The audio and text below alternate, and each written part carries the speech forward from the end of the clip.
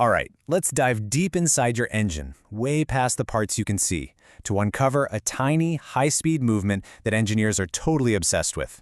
The hidden dance of piston rocking. That's right. Every single time a piston hits the very top of its stroke, it doesn't just smoothly reverse direction.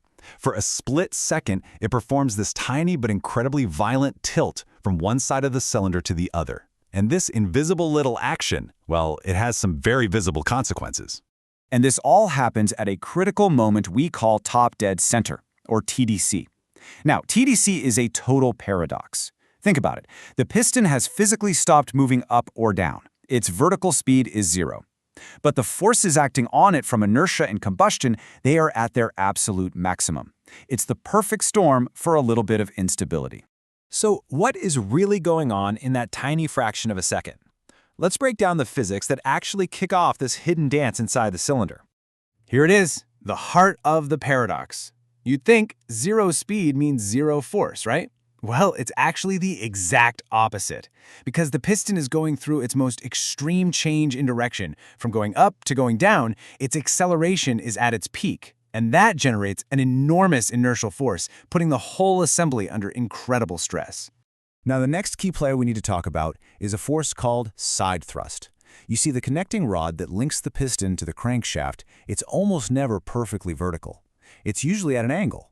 So it doesn't just push the piston straight up and down, it's also pushing it sideways, forcing it up against the cylinder wall. And this is where it all comes together. Just before the piston hits TDC, that side thrust is pushing it against one side of the cylinder, what we call the anti-thrust wall. But then, an instant later, as the crankshaft swings past its center point, the angle of that connecting rod flips, and that side thrust, it instantly reverses, and it slams the piston across this microscopic gap to the opposite thrust wall. That impact right there is the rock. Okay, I know this all sounds super technical, but this tiny, invisible rock has real and sometimes very loud consequences for your engine. So let's connect the dots and see how this microscopic movement can turn into something you can actually hear and feel. So what happens when this little impact repeats itself thousands of times every single minute? What does that actually translate to in the real world for you, the driver?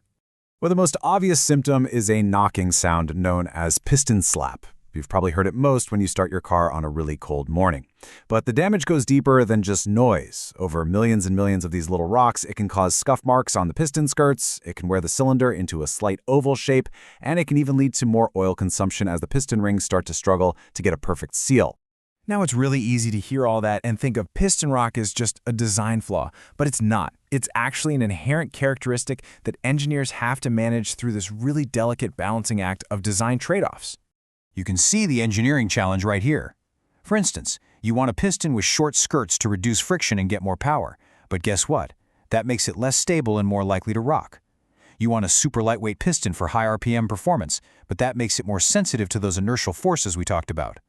And you might think, we'll just make the clearance tighter to stop the rock. But if you do that, the piston could expand as it heats up and literally seize inside the cylinder. Every single choice is a trade-off. And this really is the key takeaway for any engine designer.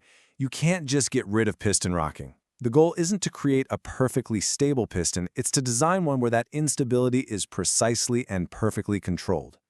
So if you can't eliminate it, how in the world do you control it? Well, let's look at some of the really clever engineering tricks that turn this potentially destructive force into just a manageable part of how an engine runs.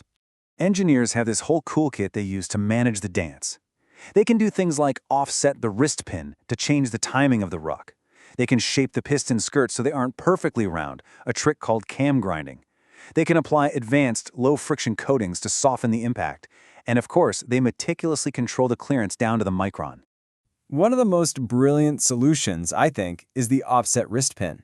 Just by shifting that pin a millimeter or so to one side, engineers totally change the geometry. This forces the piston to rock across the cylinder before it gets to top dead center, back when cylinder pressures are much, much lower. The impact still happens, yeah, but now it's more like a gentle nudge instead of a sharp slap, which makes the engine dramatically quieter. And this brings us right back to that specific scenario where all these forces and design choices really come to a head, the cold start. So if you've ever heard that piston slap noise, it was probably right after you started your car. Here's why. When the engine is cold, the aluminum piston is at its smallest, right? So the clearance, the gap for it to move around in, is at its absolute maximum.